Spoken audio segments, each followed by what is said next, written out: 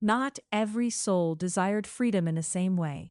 For some, freedom meant peace, a home, a family, a field to tend, a life without another hand pressing too heavily upon it. But for others, freedom meant something different. It meant the absence of restraint upon the self. They looked upon the world not as a garden to tend, but as a board to be played. This is part 5 of Secret Societies, Karma, and the Final Choice. Cleverness is not wisdom. Chapter 3: The Mind of Control. Not every soul desired freedom in the same way. For many, freedom meant peace. A home. A family. A field to tend. A trade to practice. A small place in the world where life could unfold without the hand of another pressing too heavily upon it. But there were other souls for whom freedom meant something different. To them, freedom meant the absence of restraint upon the self. They did not dream first of harmony. They dreamed of advantage. They looked upon the world and saw not a garden to be tended, but a board to be played. Other people appeared to them as obstacles, instruments, or resources. A nation was not a people, but a mechanism. A law was not a covenant, but a tool. Money was not exchange, but leverage. These souls were not gathered in one tribe. They were not born under one flag, into one race, or within one temple. Reincarnation had scattered them across the whole earth. The wheel of birth had placed them in many bodies, many languages, many stations of life. But though their outer forms differed, they shared a tendency. They were of one mind. It was not intelligence they lacked. In many cases, they were extremely clever.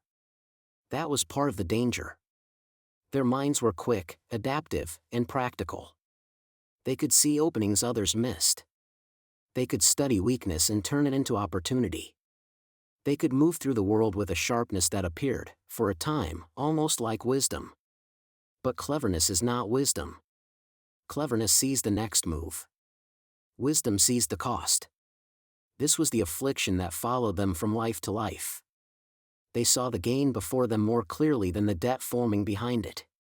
They understood how to win a moment, but not how to bless a century. They could acquire, manipulate, and rise, yet they rarely asked what kind of soul was being built by such victories.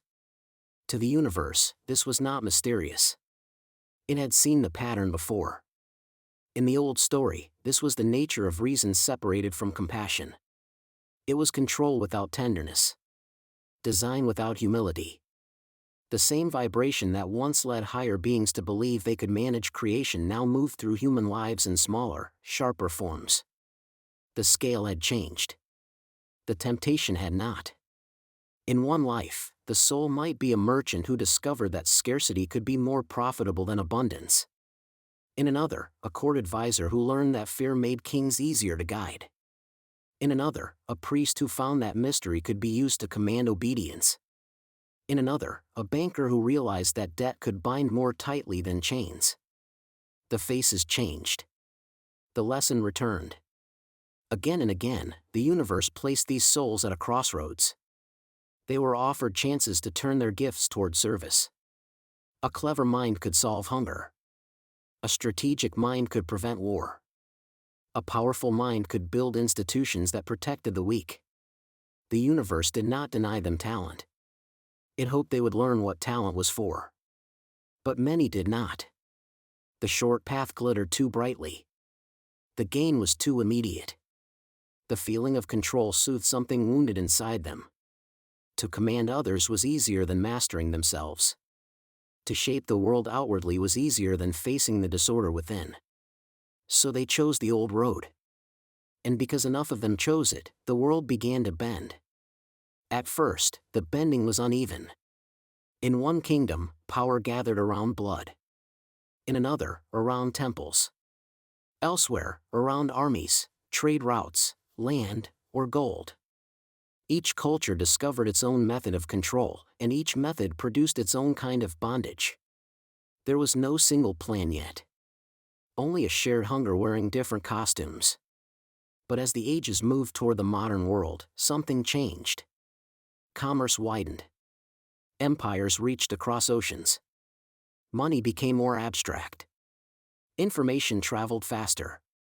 The affairs of one nation could now shake the life of another. Control became less local. Ambition began to network.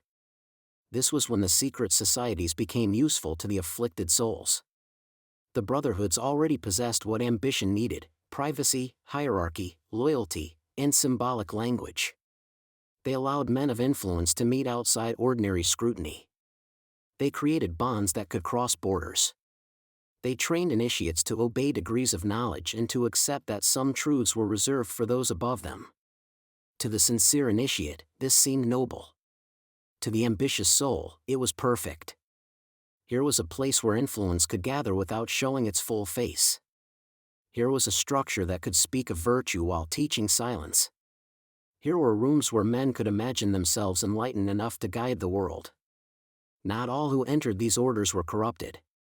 Many were good men. Many sought discipline, friendship, charity, and moral refinement.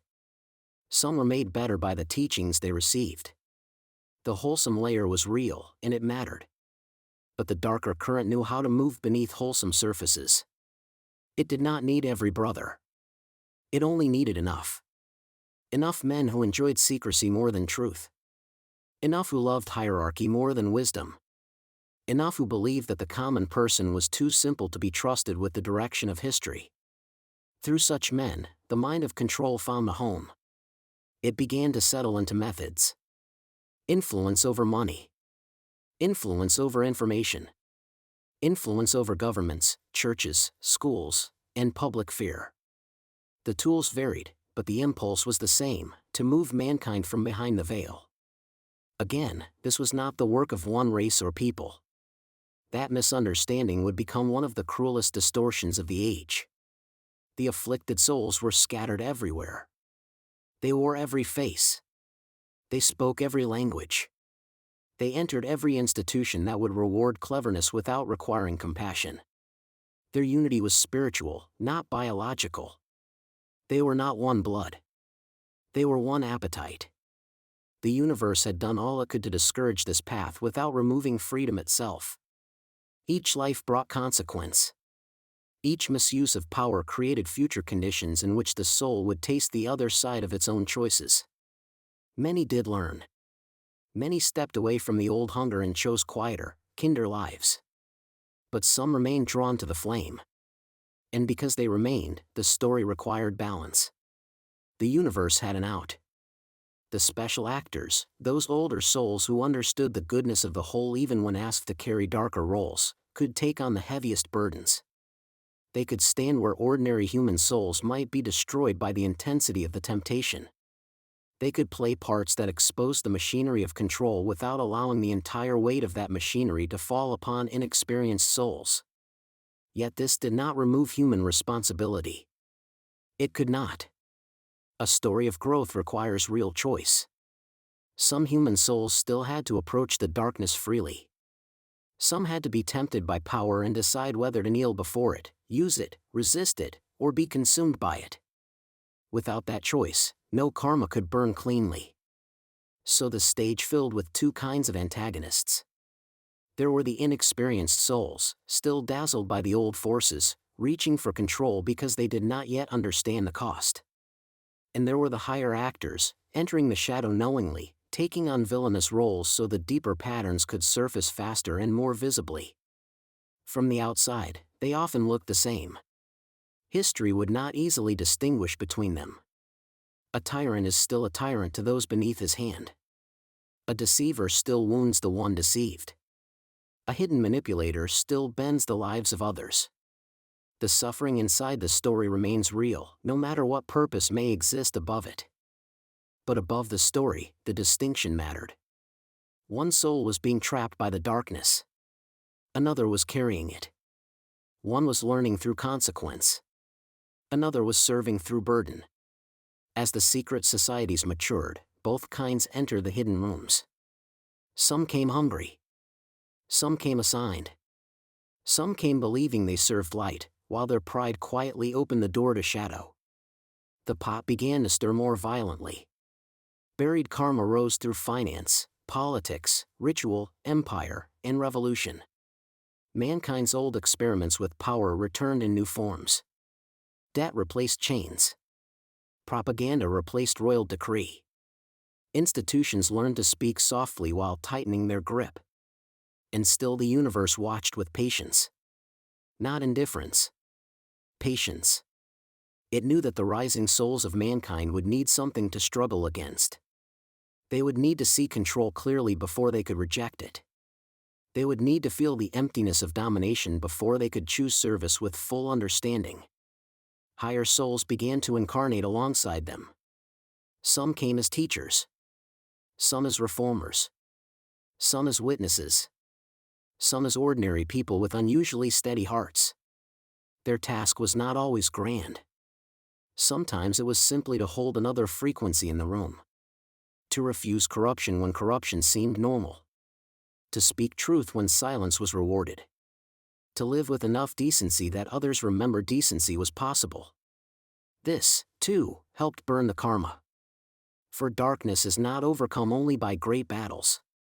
Often it is weakened by a single soul refusing to participate. By the time the Illuminati emerged, the field was ready. The brotherhoods had provided structure. Ambitious souls had provided hunger. Special actors had entered the deeper roles. Higher souls had begun to anchor the counterweight. All that remained was ignition. In the next interlude, we move into one of the strangest ideas in the series, the charged souls who carry the gods. If hidden power needs vessels, then some souls arrive with more voltage than others, and when they enter history, the old mythic forces begin to move again.